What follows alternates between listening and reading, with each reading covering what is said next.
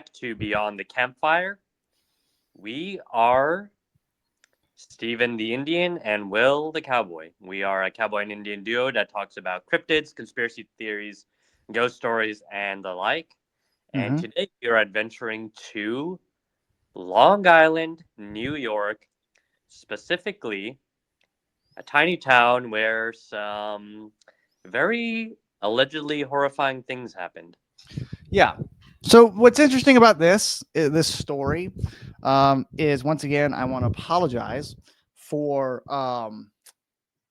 what's the word? Not getting real stories, I guess. Because once again, we're actually doing something different this time. I have not taken notes. Steven has not taken notes. Instead, our editor, we gave them a job, and we told them to do the notes. So don't come at me, come at them. Okay. But yeah, as Steven said, we are traveling to Suffolk, New York, where something truly gruesome and horrifying actually did happen. And from that, hauntings did occur. And yeah, but there are some people that are skeptics and believe that the hauntings are fake, false. Uh, this is a little bit different from Montauk and Bobby Mackey, where with those we kind of had this story, and it was a great story, but there was not a lot of documentation. There is documentation to give some leeway into there being a haunting, and whether or not there was some gruesome crap that happened, and maybe the guy actually was possessed. So yeah, we're gonna break this down into the basic history. We're gonna kind of go into what kind of made the house famous, and then we're gonna talk about some of the owners, and then after we talk about the owners, we'll then get into some of the hauntings that have occurred at this house, and some of the claims that have been made. So yeah, you ready to get into it? Sure thing. I'll just say this isn't the first time we've been on Long Island. The Montauk Project, which was one or Yeah, and that last was week. Island. So, Yep. little fun fact: I uh, went on a mission team for 2 summers to Long Island. Uh, actually went to Montauk. I don't know if I was near where the Montauk Project happened, but I've seen. Well, when you said Montauk, did you see the radio tower? I did. Then you were there. Okay, I saw it like in the distance though. Okay, so you were close to it. Yeah, I was close to it. So I saw that, and then the house that we're talking about today, the Amityville Horror House. Yeah, one night, me and the missionaries I was working with were bored, so we drove past it. There's a sign there now that says, "Please don't stop and take pictures," which I thought was super lame. So we didn't stop. We did drive by it. So anyway, yeah, kind of interesting how, yeah, I have a little bit of a connection to two of the last places. Obviously, I wasn't part of the Montauk Project episode, But we got him now. We got him but now. I'm here now. So, He's here now. alrighty, cool. Yeah, take us through it. Alrighty. So, the Amityville house, like we said, Amityville is a village in Suffolk, New York. The house was built in 1925. It has 3 stories, so a pretty big house. It was passed through a few different owners, landing in the laps of its most famous occupants, the DeFeo family.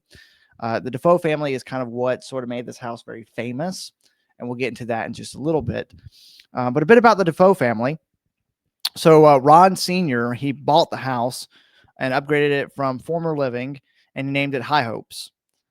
In his family, he had him, his wife Louise, and his children, Ronald Jr., Don, Allison, Mark, and within a year of buying the house, their youngest, John, was born. So a whole family, brood kids living in this house. Seems pretty normal, right? So that's just basically the history. Is you have this beautiful home. I mean, it's a beautiful home. It was built in 1925, 3 stories. This family moved in. Well, here's where it gets dark, because this is where our hauntings sort of start. So what made this home famous was that on November 13th, 1974, 6 out of the 7 family members were shot dead. The parents each got 2 gunshots, and then the children got 1 gunshot. They were found by the oldest, Ronald Butch Jr., who was then found guilty of the 6 murders. They said a 35 caliber rifle was used. The murders occurred at 3 a.m., which Butch then went to work. Then he went to a local bar to announce that somebody attacked his family, and he claimed it was a mob hit. But there's inconsistencies that were noticed, and Junior was like, "I did it. I killed my family." So that's sort of the timeline. Is Junior killed his family with 35, went to work, went to a bar, help me, somebody killed my family, and then they're trying to figure out who did it, and he's like, it's got to be the mob, and then they're like, no, and he's like, fine, I did it. So he confessed to the murders. And so Yeah, just really horrifying stuff, Yeah. right? Yeah, murders are particularly a family. It's just very gruesome. It's very awful. But kind of in recent news, I know Rob Reiner has he was allegedly killed by his son too. So my mom told me about that. Yeah, so it's just like murders are always bad, but when it's by your own kid, like man, how much more awful, right? So yeah. Did you guys talk about I still haven't seen the episode yet, but did you guys talk about Stranger Things during the Montauk project? Yeah, and Haley never saw it. She hasn't seen it? What? No. Oh, she needs to watch it. But yeah, I know hopefully this isn't spoilers for Stranger Things. I guess it is actually, but so yeah, Henry Creel obviously takes down his whole family, so maybe Looked up his dad. Yeah. Well, yeah. Okay, there you go. That's a good point. That's a good So point. in a way, it kind of could be like the Creel story, because we'll get into a little bit to where a demon might have done it. That's true. That's true. I'll let you continue, but yeah, just some inserts I thought I'd throw in there. So continuing on the timeline of things, so of course, okay, murder happens, right? And then becomes a famous murder house. But what really started spiraling the Amityville Horror House into like becoming well-known knowledge and like becoming so famous was because on December 18th in 1975, George and Kathy Lutz, they moved in with their 3 children. Okay. Now they claim that paranormal activity started since day one, like immediately moving in the house, like day one, things got crazy. And there's a reason why people think it could have gotten that, because they bought the house for $80,000 and apparently it had all the furnishings included from the past owners. So as Haley writes here, even the blood and brain and bone spatter as of February 16 did not do any cleanup. So imagine you and your, like how there's always the joke about like buying the house cheap and there's always something wrong with it. Right. Yeah. They bought this house for $80,000 and there was no cleanup on what was left over from the murder. So did they have to clean it up themselves then? I think so.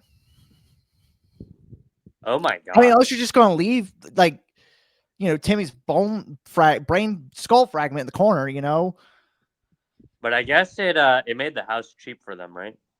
Yeah. Would you move if some family got murdered in the house and the forensics team did not clean it up? Would you buy it for dirt cheap? You have to clean it yourself. I know. It's a tough question. It would depend. Okay, this is gonna sound morbid, but I think it would depend on how much cheaper it's going, right? Because all right, well, let's say so $80,000 today, like that's cheap. Oh, 80,000 today for like a normal house. It's got 3 stories. Sorry. Pretty big house. Yeah, for 80,000 today, yeah. I mean, I'd do it. Long Island, New York. Sure, I'd buy it that way. Yeah, I just have to clean up the bodies, right? So. All right. Well, hopefully your girlfriend will be okay with that. Hey, honey, we're raising our kids in a murder house, and guess what? They didn't clean up. Because the retail value for it today, and Long Island's a really nice island. Let's see. I'm curious. 80,000 in today's money.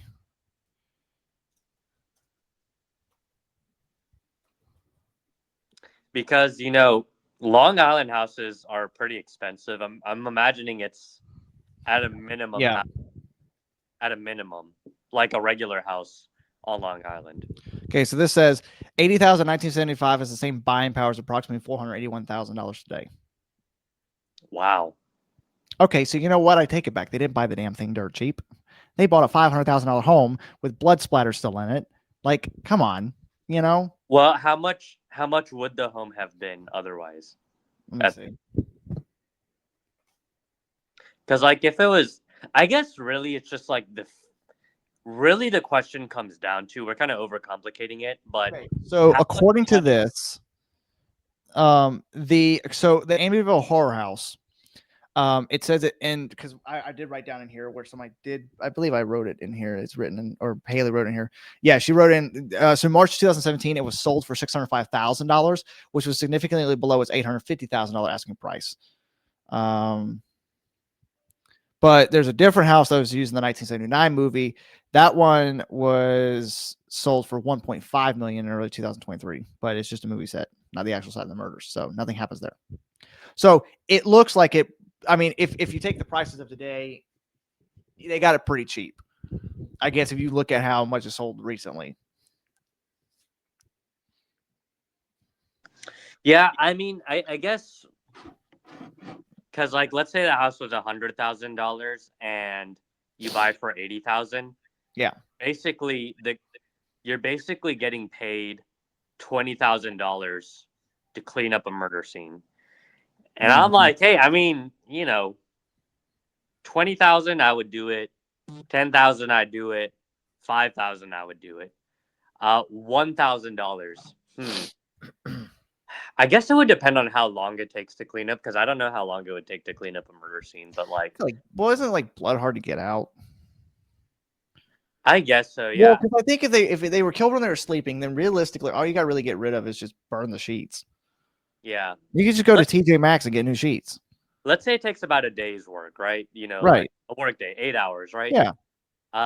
8 hours and you get $1,000 out of it. That's not too bad. No. Yeah, but I don't know. 1,000 might seem kind of small for that. I think. Okay, all right. I'm just gonna put a price. Yeah. To clean up a murder scene, and it takes 8 hours to clean it up. $2,500. That's my minimum. Any lower than that, 500. I'm not doing it. Yeah. 2,500. I know. It's bothering me so much. I'm like, let me just put down a hard price. So yeah. Well, there we go. So I mean, listen, I probably would. Listen, if I bought it, here's what I would do. Okay. I bought the house and I knew that there were murders that happened in this house and like this bad juju, right? I would take out a fire insurance claim. Okay. And then I would say rats chewed the wires and the house burns down and I get to rebuild a brand new house claiming the insurance money. Insurance fraud. So win-win. I was going to say insurance fraud. But, I mean, if you could get away with it, like, there you go. Yeah. So. I could probably make it look like an accident. Now watch. There's going to be one day where this house actually burns down, and then we're going to actually get insurance for it. And they're going to be like, "No, we saw your podcast, and then we're not giving you it. We know that you did it."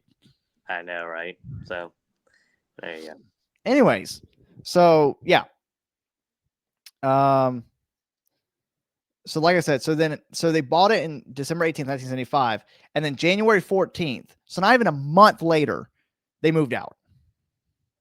28 days in the house, they moved out. They left all their belongings because they were just getting terrified by ghosts. And they're like, we can't handle this. We got to get out. So then March 1976, a paranormal investigation, the Lutz returned the house to the bank and then moved to California. So 1976, there was an investigation by paranormal people, and they moved out of the house. They didn't sell it just yet, but then by March, there's an investigation, and they're like, we're out of here. Forget it. April 1977, there's a new couple named Jim and Barbara Cromartie who bought the house. They did not know about a book. So because the Amityville Horrors and then the Lutz family, in 1977, when Jim and Barbara bought it, they had no clue that a book about the house was fixing to be published. And then November 1977, the Cromarties changed the address on house to prevent tourism to the house. However, as Stephen proved, people still showed up. And it will be noted that the Cromarties reported no paranormal activity.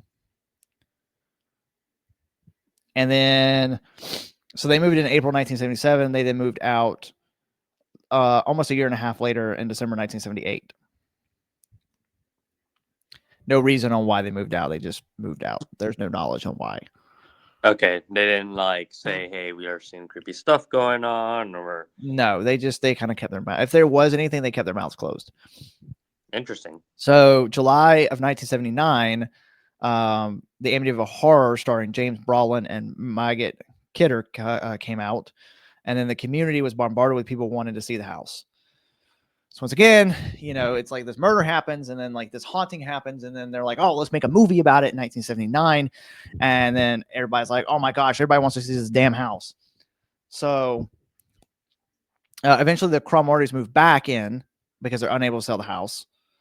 See, Cromartys would have speaking engagements about how the house is not haunted. So they would then come out. So they moved out in 79 July of 79 or 78, December. Then July, the movie came out. Then they moved back in the house because they couldn't sell it because it's this famous movie house now. And then they kept saying, "Listen, guys, the house is not haunted," right? It's like Bill Clinton. "I did not have sexual relations with those ghosts." I could probably do a better Bill Clinton, but I'm not going to try. Hey, man, that was something. I'll give you that. So, all right. So in February of 1982, the Cromartys and publishing companies reached an agreement, and the book's title removed the subtle "A True Story." So when the book first came out, it was based on a true story. When the movie came out, it said based on a true story. And then after all this, the Cromartys were trying to sell the house, and they couldn't because of the movie in their list. And they're like, "Listen, it's not haunted." So finally, in 82, they were like, "All right, we'll come to an agreement. Get that off the book." So then they removed it, saying it was a true story. And then in August 1987, the Cromartys sold the house to Peter and Jeanne O'Neill. They made some changes to the house where they replaced the iconic windows and filled the in-ground pool. So that's why when you look at pictures of it today, there was like these famous windows where they were kind of like half circle, like quarter circle windows up in the top. They replaced those with like full windows. It's kind of gay. Well, And then they got rid of the pool. Come on, people. Like, come on, right? They made, let's see. So then in June 1997, the O'Neills sold the house to Brian Wilson. He made some changes to the house, like fixed up the boathouse and added the second sunroom. And then September 2010, Wilson sold the house to David and Caroline D'Antonio. And then, like I said, in March 2017, it sold again, and the owners are private because they're sick of it, man.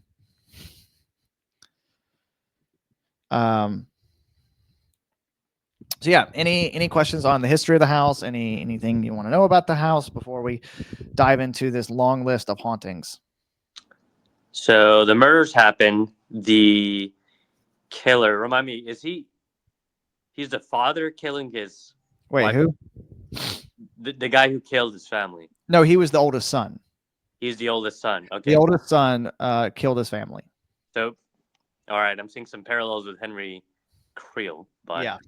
Anyway, but okay, and then he says that there was demons that told him to do it. I don't think we've gotten to that part yet. I think that's what happened. We'll get there in a second. Okay, murders happened. He's caught. He's in jail. Yeah.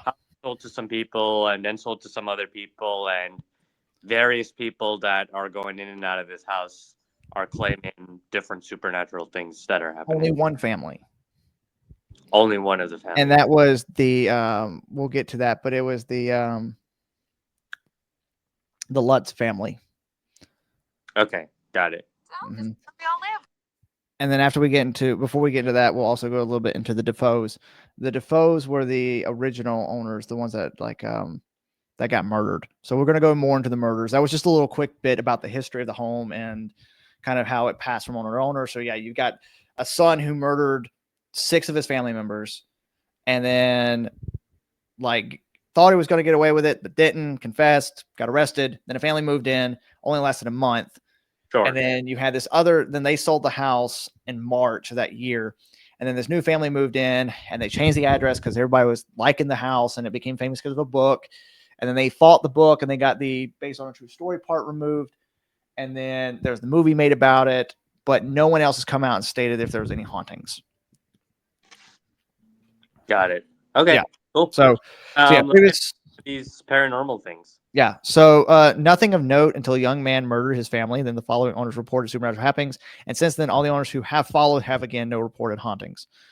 So the DeFeos, they were a devout Catholic family. Now there is claims that Ronald Sr. was known to be an abuser, but claimed mob ties, so neighbors wouldn't get involved. So the dad was kind of a, hit his wife because she burnt the bacon. And then, like, when the neighbors tried to get involved, he's like, it's just the mob stuff. Back off. It really seems like in the 60s and 70s. Like, you really thought mobsters were a thing in the 30s? Nah, 60s and 70s. Ronald Jr., the guy who murdered his family, was known to be a heavy drug user. As stated previously, Jr. originally said that it was a mob hit. However, he claimed voices from the house told him to do it. And at one point claimed his sister Dawn was in on it, and he gave apparently many stories. So that kind of goes into like the whole demon thing, where he was claiming he was hearing these voices telling him to kill his father and his family. Sure. Yeah, no, I guess we'll get into more details on that, but yeah, definitely a very, very, and now, say big if true. Yeah. Now, again, like I said, he killed all six family members were killed, and he claimed that his sister Dawn was in on it, which allegedly there were crime photos that could have indicated that there was more than one person involved. So his sister might have also helped him. Now, during the thing, he said, once I started, I just couldn't stop. It went so fast. He claims that he had been drugged. They had drugged the family. Hence, no one was awake, all face down on the bed. So he claims that before he murdered them, to make sure they truly were asleep, that he did drug them and then shot them in the head. I think he shot them in the head. He says there was no demon. You know who the demon is. I am the demon. Valentine's Day. Ed and Lorraine Warren, those people. We finally got a mention of Ed and Lorraine Warren. They'll be coming up a lot more in future episodes. They claim that there was probably satanic rituals being involved. Tony Spira, Warren's nephew, claimed Ron Jr. Was into satanic rituals. So you've got Ron Jr., who murdered his whole family, and it's believed it was for satanic ritual purposes. Okay, so we're getting deep. We're getting Satan. We're getting all kinds of spiritual realm, spiritual beings, evil sorcerer type of things going on. Yeah. So. Now, there were some other reporters that believed that they did believe the mob story, because they believed that Mr. and Mrs. DeFeo had mob ties. They believed that this was more than just a son going crazy. Again, though, motive is ultimately unknown, but ranges from financial gain to demonic influence. So we really don't know why he murdered his whole family, but there's like I said, Ed and Lorraine Warren claims satanic ritual. Some people claim demonic possession. Some people claim that he was wanting money from his family. Some people claim that he was working for the mob. There's a wide range of things. So you take your pick. Take the pick indeed. Oh, man. Yeah. Both the mob thing and the demon thing seem like a convenient excuse. But, with anything, extraordinary claims require extraordinary evidence. But if people can bring the extraordinary evidence, which, I mean, that family, you said it was the Lutz family that started reporting some paranormal activity? Yep. They were the family right after all of this. I gotcha. I mean, they're the I'll go into a little bit about that. Like, we'll talk about that in just a second, a little bit. But sure. Go ahead. I was going to say, like, if they are experiencing paranormal activity after those murders had happened, then, that might make some kind of, excuse for the guy that did this thing, Yeah. So, according to Francisco Alvaredo of AETV.com, he said nearly 2 decades after the initial trial, DeFeo made a failed attempt for a new trial by claiming his criminal defense attorney coerced him into an insanity defense in order to capitalize on potential movie and book deals due to the horrific crime's notoriety. So 2 years after this, so he pleaded insanity. And 2 years after this, 20 years after this, like when the movie came out, the book came out, he goes, yeah, my attorney coerced me to plead insanity. because of book rights and stuff. I'm very curious how the guy reacted, because obviously he must have heard that, oh, the people that moved into the house after you, they've been experiencing paranormal activity. So I wonder how he is to do that news. Yeah, which, by the way, quick little fact about DeFeo, he died in 2021 at the age of 69. Sad. Well, Yep. well, okay. I mean, on one level, it's sad when anybody dies, but then it's also like, he, killed his family. So Now we do not know what the official cause of death was. Maybe the demons came to take his soul. Who knows? that Anyways, so you talked about this privately, but I remember me and the missionaries that went to go check out the house. We went there in 2019, and I think we looked up at the time whether he was alive or not, and sure enough, he was still alive at that time. But yeah, so yeah. but 2021 he has since passed. So Yep. Yeah, so that's basically all you need to know about the DeFeo family, a little bit about what happened, the trial, that sort of thing. Now we're going to get into the Lutz's claims. Then after we get into the Lutz's, actually, let's see, maybe, yeah, we'll get into the Lutz's claims, and then we're going to kind of talk a little bit about the Lutz themselves after this incident and everything. So, yeah. So they had claimed during their time in this house that they would sometimes see green substance oozing from the walls. There was supposed levitations. There's apparitions with red eyes, especially if you watch the horror movie, the upstairs window, there was like red eyes in the window. Children were sleeping face down, like how DeFeo bodies were found. So the children would be sleeping one way, and then when the parents went to go wake them up, they'd be face down on the pillow, just like the DeFeos were when they were murdered. There was freezing temps with fireplaces / heat on. So you could have the house hot as hell and you'd be freezing in some spots. There was a swarm of flies at times that they just could not get rid of. They tried everything they could and they could not get rid of the swarm of flies. Furniture would move. They would hear voices. There would be really strange odors coming from the home. Apparently a priest came and then he heard a voice say, "Get out." And he told them not to sleep in a specific room. So yeah, a priest of God, they claim a priest of God came in there and heard this voice say, "Get out." And he said, "You know what? I wouldn't sleep in that room." And then George claimed he'd wake up every night around 3:15, which was the alleged time of the murders. So George was the father of the Lutz families. So the people that came to investigate were Ed and Lorraine Warren. If you don't know who Ed and Lorraine Warren were, I think they're all dead now, but they're the ones who have like the Annabelle doll. They had like the museum with all the different haunted artifacts. Yeah, they were the most famous paranormal investigators out there.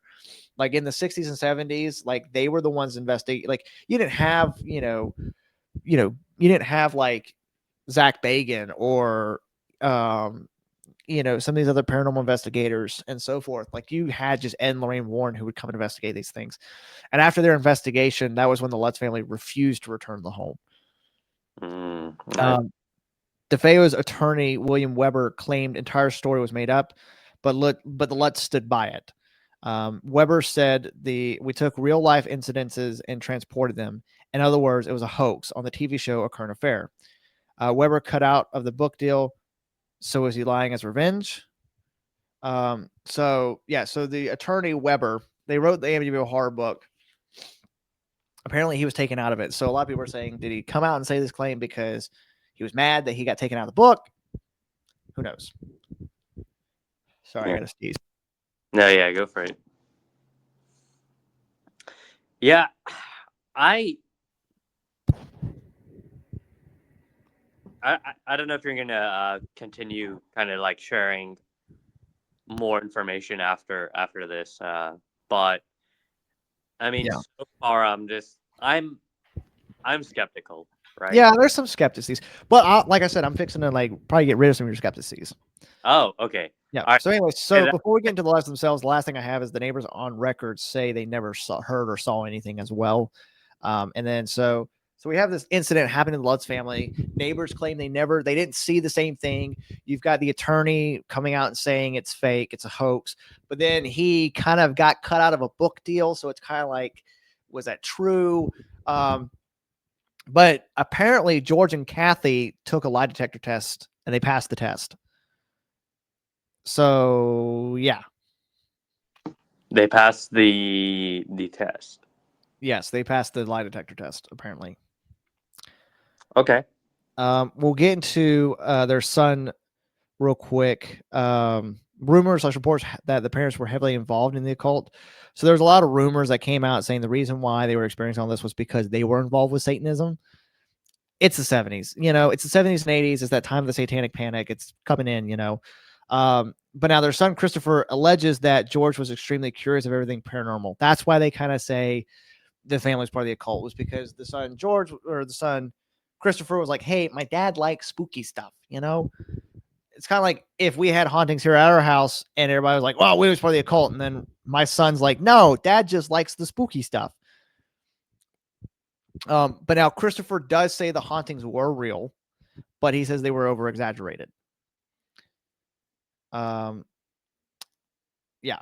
So Chris says he saw a presence as definite as a shadow in the shape of a man that moved toward him and that dissipated. That was stated in an NBC interview in 2005. He also said that George points his finger at the house and says there's something evil there, but the finger should be pointed at what he had done. He's a perpetrator and an instigator. So yeah. So he's like, hey, you know what? Now, apparently, George tried to sue Christopher over copyright infringement. Now, you're like, why would a dad sue his own son? Well, it wasn't his actual son. It was his wife's son from a previous marriage. There's another son that came out and alleges that everything is true. His name is Danny. He has a documentary about it. He says George was abusive.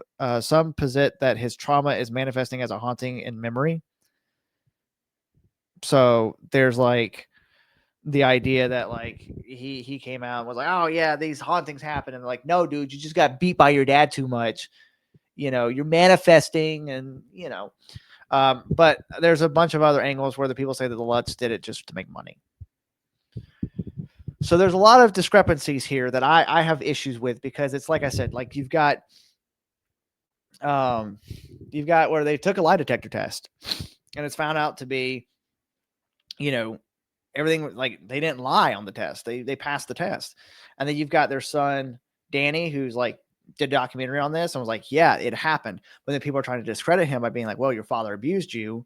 You're just manifesting things. And then you've got Christopher, who came out and said, I saw things. And, now could it have been because of the murders or because my dad was just an instigator into the supernatural?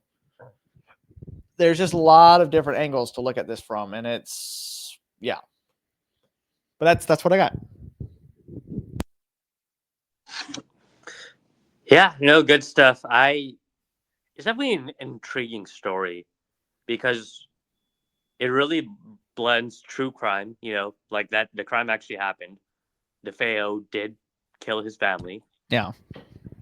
And then you have the supernatural, right? So Lutz family Mm-hmm. in, and they start seeing all this weird stuff afterward. Yeah. And you have the book that comes out, and you have the movies that come out, and it's just like this whole franchise of things sparked afterward. But Mm-hmm. I hear what you're saying. You have the Lutz family reporting this. You have them take a lie detector test, and they pass it. And this is where I'm skeptical. If there were demons there, I don't see why they wouldn't hunt anybody else after the Lutzes. Now, you did make a good point. The family, there was that other family that didn't say anything, whether they moved out because stuff was happening or whether they moved out for other reasons. Yeah. And Who knows? I'll say this. There's a lot that I could say. I'll just add this real quick because I'm going to tell you guys actually about my paranormal experience Oh, yeah, in sure. my own house, and in this house that I'm actually sitting in right now. So I guess not to overshare anything about my family, but my great uncle and my great aunt were the ones who lived in this house. He died 3 years ago, and he drank himself to death. Basically, didn't die in the house. He died in the hospital from liver failure. And then his wife, what was that, 13 years ago, shot herself out in our yard and committed suicide. And so I've always kind of believed, like, as a Christian, you can take this from a Christian perspective, or you can take this from really any perspective. But there's all that always where people say, "Oh, he's got demons about him," "Oh, he's got demons about him." Like, there's demons, and so I always kind of wondered, like, could my uncle have, sort of drank like he did? Could the demons have been the ones that convinced my aunt to kill herself? Like, could those demons that have been hounding them for years after they're gone stay in the house and hope to get another victim? So my wife and I, we did have issues in the house. Um, the room I'm in right now, the front door is right over there, and then you've got this entry behind me right here. And so what happened was, to tell you the story about that real quick before we get in the ChatGPT story, the back door was locked, and so we had to come in the front door because the front door is a lot easier to open because I didn't fix it at the time just yet. So we came in the front door. Where our TV is now was the piano, and I walked up. And have you ever seen Ghostbusters? I did like the piano thing, like what's his name does in the movie, where he hits the keys and goes, "The ghost hate this," right? And so I did that. Well, in our pantry now, you hear this really loud crash and thud, and no clue what it was. And so we got out of there as quick as we could. And so I was supposed to move in this house before me and my wife got married in 2023. And there were some nights where I'd be laying in bed and I would hear voices out in the hall and in the kitchen. I'd hear like whispering, and I'd hear what sounded like feet moving. And it was just me in the house. And like, we're Christians, so we don't believe in, staying in the same house as the person you're marrying. But I would leave the house because I was that terrified. And as soon as, like, I would leave the house, you know, and backing out of the driveway, I couldn't look at it because it just looked so dark, depressing. Like, there's just something about it. Of course, we had a priest come in and bless our home for us, and it stopped. I think we got rid of whatever was here. But to go back to the topic we're talking about with Amityville, is there a chance that with the DeFeo murders that there was some demonic entity influencing this child into killing his family, possibly? And then the Lutz family didn't know about, like, they knew about the murders, but they didn't really think too much about it, because in the supernatural world, people say that spirits and stuff manifest off of negative energy. Like, you're never going to find a ghost at a Chuck E. Cheese, you know? You'll find them at like a prison. You'll find them in like a murder house. You'll find them in places where dark things have happened. So they could haunt a Chuck E. Cheese if there's a shooting there. But, so what I'm trying to get to is there's a chance that, to me, I think the Lutz could be telling the truth. And I think maybe the reason why is maybe because the next family did not want to feed into the hysteria. And so they quietly got the home blessed or something, and whatever was there was gone. And so that's why no one else encountered it. That's just my thought. Yeah, no, those are good thoughts. And yeah, it definitely, I think, adds a layer to this Amityville story where, DeFeo, at first he's all in. He's just like, yeah, this is what happened. And then he goes back and he's like, the real horror that happened at Amityville was what I did to my family. And um, I don't know. Yeah, there's just so many angles to it. Mm-hmm. So, Yeah. because I mean, like, what possesses you to kill your whole family right now? Maybe some people are like, well, he was just a crazy guy, and there's Well, no. that's where you're like, you think about us as supernatural enthusiasts. I know, Steven, we're getting him there, but even if you believe in the supernatural and you're not a Christian, I feel like you still can believe in demons, evil spirits. And it makes you wonder, like, how many people that have these psychiatric problems actually have a psychiatric problem and are not possessed, and are being influenced by something malicious. And that's where I think, could you say he had schizophrenia? Yeah, I don't know. We still, I mean, that's the other thing too, is we don't know his motive. We don't know why he killed his family. And he's dead, so we can't, we won't ever know, So, yeah, that's the Amityville Horror. Do you got anything else to add before I read our ChatGPT story? I think, yeah, no, that about does it. So I'm really excited actually to see how this ChatGPT story is going to turn out. All righty. Sit back, grab your coffee, your drink whatever you're eating, drinking, whatever. Kick up your feet, grab your blanket, because we got a really spooky one. All right. Episode 12, The Amityville House. Some homes aren't haunted. Some homes are hungry. Sahil. The house that watches. The house looks smaller in person.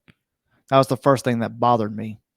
We pulled up just after dark, the sky bleeding purple behind the trees of 112 Ocean Avenue. The famous windows stared out over the yard like half-lidded eyes, dark and unreadable. Sahil sat stiff in the passenger seat, Bible resting on his knee, fingers tracing the worn leather. I don't like this, he said. I killed the engine. That makes two of us. Amityville had always felt different from other cases. Not folklore, not cryptid, not conspiracy. This was demonic. A family murdered in their sleep, voices telling a man to kill, a house that allegedly drove people mad, sick, and violent. And unlike most haunted places, Amityville didn't feel loud. It felt patient. Part 2, Sahil's line in the sand.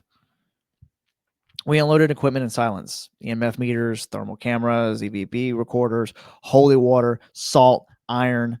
Sahil finally broke it. Well, he said quietly, if this is a demonic infestation, we leave the moment it escalates. I looked at him. No hero stuff? No, he said firmly. Demons don't play. They don't get tired, and they don't need bodies to kill you. I nodded. Fair.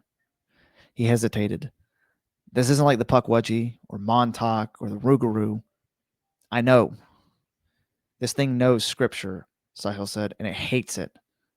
That sent a chill through me. Part 3, crossing the threshold. The front door creaked open with a long, deliberate groan.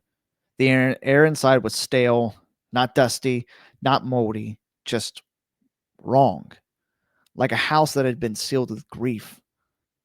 We stepped inside. The temperature dropped instantly. My breath fogged. Sahil whispered, "That's not natural." We hadn't turned anything on yet.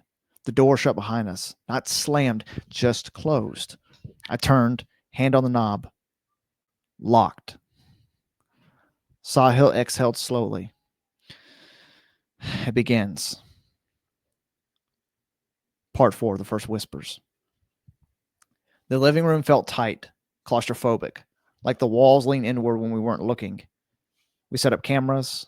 The EMF spiked immediately. Sahil frowned. No wiring should be active. The EVP recorder crackled. A whisper slid through the static. Get out. Sahil stiffened. That wasn't residual. No, I said. That was direct. Another whisper followed. Deeper, angrier. Mine. The house groaned. Somewhere upstairs, something moved. Slow footsteps. One set. Then another. Then running. Sahil swallowed. No one's up there. I grabbed my shotgun. Let's check. Part 5, the children's room. The second floor was colder, oppressive. The hallway stretched longer than it should have, doors lining both sides like teeth. At the end sat the children's room. The door was already open. Inside, small handprints covered the walls, not painted, not carved, pressed from the inside. Sahil whispered, "This room was never documented like this." The temperature plummeted. The door slammed shut behind us. Lights exploded. Darkness swallowed us whole. Then laughter. Children's laughter. Warped. Mocking. Sahil raised his Bible. "In the name of Jesus Christ!" Something hurled him back into the wall. Hard. I fired instinctively, the blast ripping through the air and drywall. Nothing there. Sahil groaned, struggling to his feet. "It doesn't care about weapons," he coughed. "It cares about fear." The laughter turned into screaming. Part 6, the basement. The basement door opened on its own. Slow, inviting. The smell hit us next. Metallic. Rot. Blood. "This is where it wants us," I said. Sahil nodded. "Then this is where we end it." The basement was unfinished. Concrete walls, exposed beams, an old furnace. But the walls were wet, not with water. Red streaks ran down the concrete like veins. The EMF went wild. A deep voice rolled through the room, vibrating in my chest. You believe in ghosts. I froze. The voice continued. You believe in monsters. The lights flickered. Then the voice turned towards Sahil. But you doubt me. Sahil's face went pale. The furnace ignited on its own. Flames roared. A shadow peeled itself off the wall. Tall, horned, wrong. The demon didn't need a body. It was the house. Part 7. Sahil's trial. The demon spoke only to Sahil now. Your faith is knowledge, not conviction. The room shifted. Suddenly, Sahil wasn't standing beside me. He was somewhere else. A courtroom. His old life. Law books. Judges. Failure. The demon whispered, you trust reason more than God. Sahil shook, sweat pouring down his face. No, he whispered, I trust him through reason. The demon laughed. Then where was he when the children died? Sahil screamed. I rushed forward, but hit an invisible wall. Sahil! He dropped to his knees. Then he stood, straightened, opened his Bible, and spoke with authority. He was there, Sahil said clearly. He wept, and he waited. The shadow recoiled. Sahil continued, voice steady now. And you, he said, are not a god. You are a trespasser. Part 8, the house fights back. The basement shook violently. Walls cracked. The furnace exploded in sparks. The demon surged towards Sahil. I broke through the invisible barrier and tackled it with a vial of holy water. The liquid sizzled on the shadow like acid. It screamed. I shouted, now, Sahil! He slammed the Bible shut and began a full exorcism. Latin, Hebrew, English, layered together. The house screamed. Pipes bursted. Windows shattered. The shadow shrank, writhing, pulled toward the foundation. The walls bled faster. The demon howled. I was invited! Sahil shouted back. Then your invitation is revoked. He hurled a crucifix into the heart of the shadow. Light exploded. The house fell silent. Part 9, Aftermath. We stumbled out into the cold night air as the house settled behind us. The door hung open. Dark. Quiet. Too quiet. Sahil leaned against the car, shaking. That was different, he said. I nodded. Yeah. The EMF reading dropped to 0. No voices, no movement, just an empty house. But not a dead one. Sahil looked at it one last time. It's dormant, he said. Not destroyed. I swallowed. So it waits. He met my eyes. Like all evil does. We drove away without looking back. Behind us, the house watched, and somewhere deep in its foundation, something smiled. Oh shoot! Have you ever seen the movie Monster House? Yeah. Yeah, I find like when you said like the house was the monster itself, that was a cool thing, and it kind of made me think of that movie a bit. Yeah. I thought it was. I don't think, you know what? Because I didn't get to read that before because, I made that before the episode. But I think that was a pretty good one. Yeah, I liked it. Usually like there's some kind of creature or something we're fighting, but like with this one, like the whole house was the monster, so it's definitely something different from something we had done before. But I find it interesting how it went after you. Oh yeah, no, for sure. It's well, you're the one that's like always like charging and like wanting to hunt and attack. I'm the one that's kind of more of the peaceful guy. Mm-hmm. So I think it was like, hey, if I can break this peaceful guy, it's like I can. I think also like, right.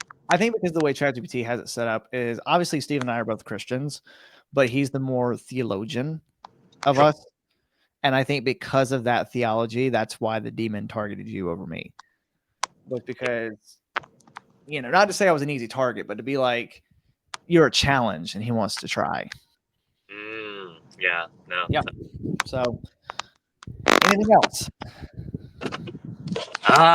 Yeah, no, that's all I got. It's definitely a sad story and one that potentially could be filled with more mystery and intrigue than we could even ever know. But Yeah. yeah, that's Amityville for you folks. So Yeah. if you the house is still around today, there's people living in it. So if you wanted to go visit, they do have like signs saying don't stop and take pictures. Can they actually legally enforce that? Probably not. So I'm not telling you to go do that. The But lawyer said to do it, guys. but if you did it, like, again, it's not like the house is closed up or fenced off Yeah. or anything. Like, you can literally drive by that house and see it. So Yeah. And thank you guys again for watching. Make sure you guys follow us on Twitter and Instagram at Beyond the Campfire. Watch us wherever you get podcasts.